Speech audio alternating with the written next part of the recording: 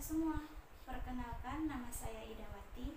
Saya guru seni budaya dari SMK Negeri 1 Lubuk Pakam, Deli Serdang, Provinsi Sumatera Utara. Pada kesempatan ini, saya akan menampilkan pengimbasan asesmen kompetensi minimum di sekolah saya, yaitu SMK Negeri 1 Lubuk Pakam. Selain menjelaskan tentang asesmen kompetensi minimum, saya juga menjelaskan tentang tahapan dalam mengikuti pelatihannya. Berikut ini video peliputannya, selamat menyaksikan.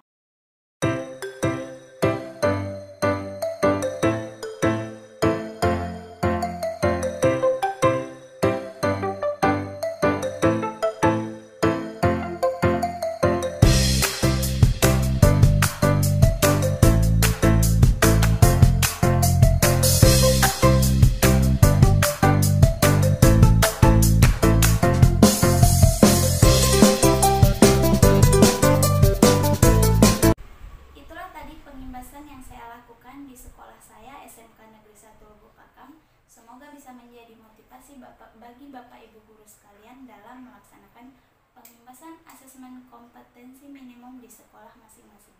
Salam sehat, assalamualaikum warahmatullahi wabarakatuh.